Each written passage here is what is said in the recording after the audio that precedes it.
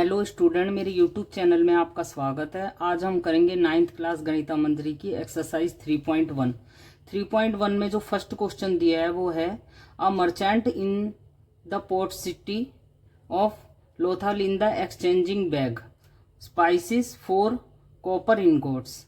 मतलब एक मर्चेंट है जो कि वो जो पहले के जमाने में हुआ था ना, पैसे नहीं हुआ करते थे तो हम एक्सचेंज ऑफर से करते थे। जो हमारे पूर्वज थे तो जिसके पास जो होता था वो लेकर मार्केट में निकल जाता था और उसके बदले में उसे जिन चीजों की जरूरत होती थी वो उनको एक्सचेंज करके उसके बारे में ले आता था। तो जब वो सिटी की मार्केट में गया, वहां पर सिटी में गया, तो वहां पर वो अपने वो अपने साथ मसालों के बैग लेकर गया और उसके बदले में उसे क्या करना था, कॉपर के कुछ इनगॉट्स लेकर वापस लौटना था। मीन्स क्या है, वो उसके बदले में इनगॉट्स लेना चाहता था। मतलब जैसे कि कॉपर की कोई सिल्लियां टाइप की होती है ना, वो लेकर आता था वो। तो he receive 15 ingots for every 2 bags. वो क्या करता था, 2 मसालों के बैग के बदले में उसे 15 इनगॉट्स मिलते थे। तो अब उसमें उनने दिया है if he brings 12 bags of spice. मतलब वो अगर मसालों के 12 बैग लेकर गया होगा मार्केट में तो वो कितने इनगॉट्स लेकर वापस लौटेगा, इनगॉट्स कॉपर के इनगॉट्स कितने लेकर लौटेगा। तो चलिए हम इसका सॉल्यूशन कर लेते हैं। सॉल्यूशन जो है इसका ये रहेगा, फर्स्ट का सॉल्यूशन है ये। सबसे पहले 2 बैग्स कितने हैं, जैसा उसने गिवन है वैसा ही हम 2 bags of spices equal to किसके इक्वल होंगे, वो 15 इनगॉट्स।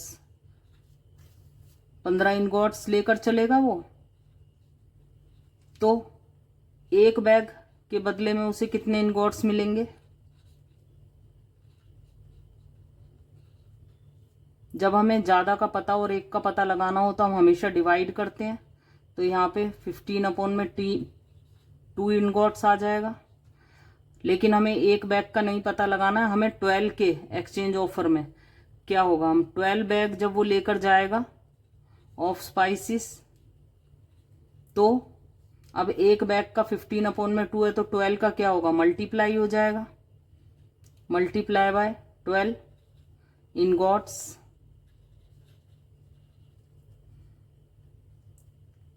तो ये कटिंग होकर क्या होगा, 2 से हम इसको कट करते हैं और 6 यहां आ जाता है 90 इनगॉट्स। 90 इनगॉट्स हो गया। तो ही विल, आंसर हम ऐसे लिख के दे सकते हैं, ही विल लीव विद, जब वो वापस लौटेगा तो अपने साथ कितने इनगॉट्स लेकर जाएगा, 90 इनगॉट्स लेकर जाएगा। तो यहां इसका फर्स्ट क्वेश्चन खत्म हो गया है। तो चलिए हम सेकंड भी यहीं कर लेते हैं, बहुत easy. At the sequence of the number of the one column of the इशेनगो बॉर्न 11, 13, 17, 19। नंबर देखकर ही हमें पहचान ही हो रही है कौन से नंबर है, ये प्राइम नंबर है। प्राइम नंबर जो होते हैं जो अपने ही टेबल में आते हैं, जिनका अपने और 1 के अलावा कोई और कॉमन फैक्टर नहीं होता है, तो वो हमारे प्राइम नंबर होते हैं। What do these number have in common. इनमें कॉमन क्या है, कॉमन यही है कि सारे के सारे प्राइम नंबर है। तो चलिए हम सॉल्यूशन कर लेते हैं सेकंड का। क्या होगा, हम यहां पे पहले देख लेते हैं सीक्वेंस ऑफ नंबर क्या दिया हुआ है।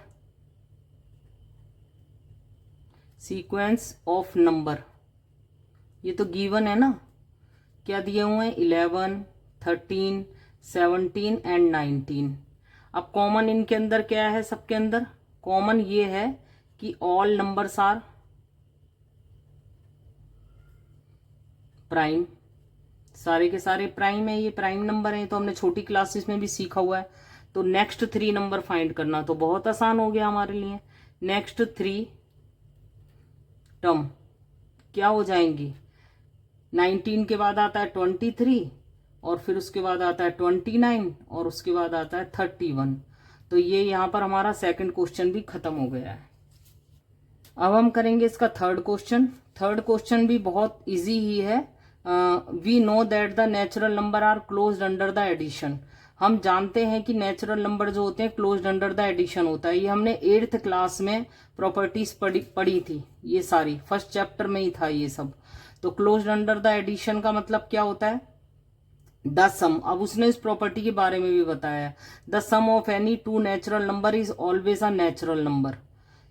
तो क्या लिखेंगे, अब इसके अंदर हम सॉल्यूशन कर लेते हैं। पहले उसने are they closed under the subtraction, मतलब उसने बताया कि एडिशन में तो ये नेचुरल नंबर होता ही है, क्या ये सब्ट्रैक्शन में भी ये होगा। Provide a couple of example to justify your answer. अब आपको प्रोवाइड करवाने हैं दो, मतलब दो आपको एग्जाम्पल लेकर चलने और जस्टिफाई योर आंसर करना है। तो यहाँ पर हम करके दिखा देते हैं जस्टिफाई। भाई ये तो उसने प्लस का तो बता ही दिया है, तो प्लस का हमें करने की कोई ज़रूरत नहीं है। तो हम यहाँ पर ले लेते हैं, यहाँ पे सॉल्यूशन है थर्ड का। थर्ड का सॉल्यूशन क्या है, पहले लेट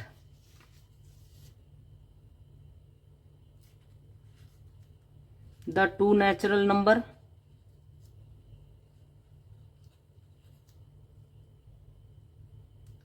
टू लिख लेते हैं यहाँ, टू नेचुरल नंबर आर हम मान लेते हैं, कौन कौन से मान लेते हैं, 2 and 3 ले लेते हैं, 2 and 3।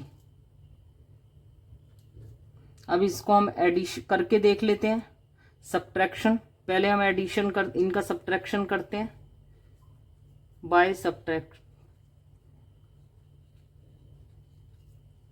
क्या होगा, 2 - 3 कर रहे हैं हम यहाँ पर, 2 - 3 किया तो क्या आएगा, इक्वल टू, ये तो दोनों नेचुरल नंबर थे ना, तो इनको एक दूसरे से माइनस करने पे माइनस आना, नेचुरल नंबर ही आना चाहिए था, मीन्स माइनस नहीं आना चाहिए था, लेकिन यहाँ तो ये आ गया।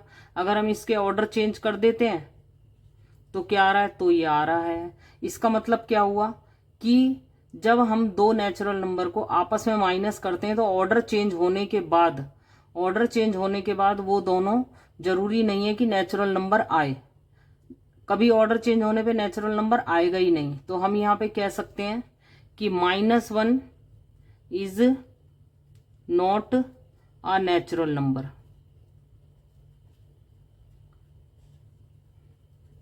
अब दूसरा एग्जांपल और ले लेते हैं, लेट 2 अदर नेचुरल नंबर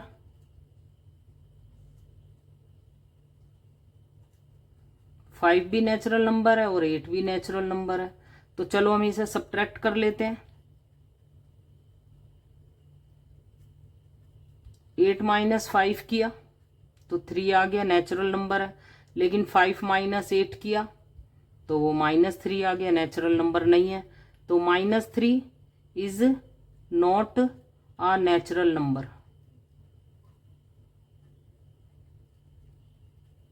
तो यहां हम कह सकते हैं देयरफॉर, इधर ही लिख देते हैं, therefore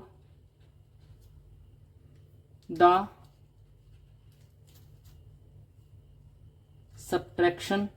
subtract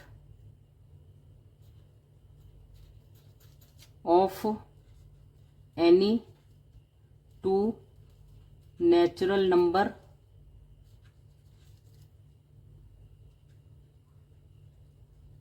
is always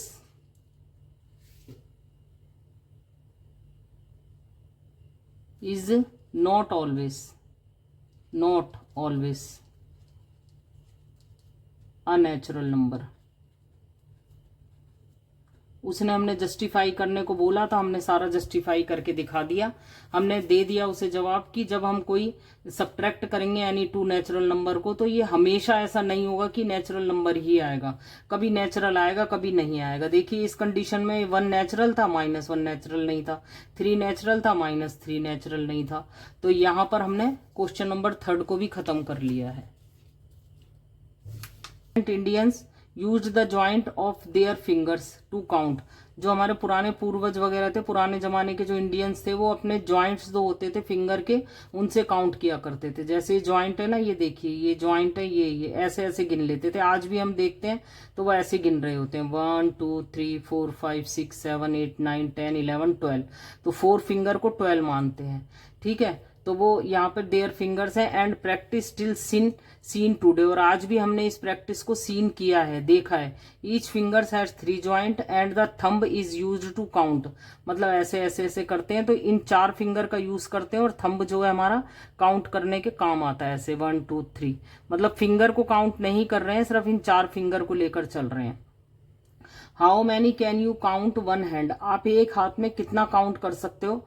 how does this relate to the ancient base 12 counting system, और ये कैसे हमारे एंशिएंट बेस 12 काउंटिंग सिस्टम को हम इसको मतलब सेटिस्फाई करता है। तो चलिए हम इसको भी कर लेते हैं, बहुत इजी है ये क्वेश्चन, बहुत ज्यादा इजी है। तो हम इसका सॉल्यूशन कर लेते हैं 4 का। तो यहां पर क्या है, वन हैंड, वन को ऐसे लिख लीजिए, one hand equal to 4 fingers,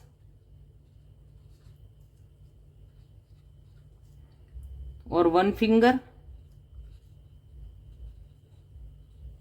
equal to 3 joint. ये 3 ज्वाइंट होते हैं ना, 1 2 3, एक ये वाला, एक ये और एक ये, ज्वाइंट्स हो गए। तो जब एक उंगली में 3 ज्वाइंट होते हैं तो 4 में कितने होंगे, 4 फिंगर्स इक्वल टू हो जाएगा 3 मल्टीप्लाई बाय 4 ज्वाइंट्स। तो क्या होगा, 3 मल्टीप्लाई बाय 4 ज्वाइंट्स होंगे तो 4 को काउंट 12 को काउंट कर सकते हैं। तो इक्वल टू कितना आ जाएगा, 12 काउंट हो जाएगा। बस हमें यही बताना था कि भाई कैसे वो 12 को करता है। यहाँ से हम एक हाथ में कितने काउंट कर सकते हैं, हम 12 काउंट कर सकते हैं। तो हम लिख देंगे this relation to ancient base, यहां से लिख देंगे this relation, therefore this relation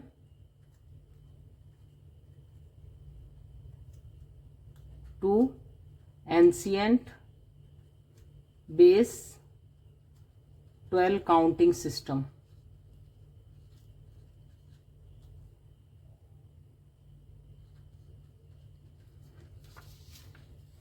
तो यहाँ पे ये क्वेश्चन नंबर 4 भी इसका खत्म होता है, इसके साथ ये एक्सरसाइज भी खत्म होती है 3.1। Thanks for watching.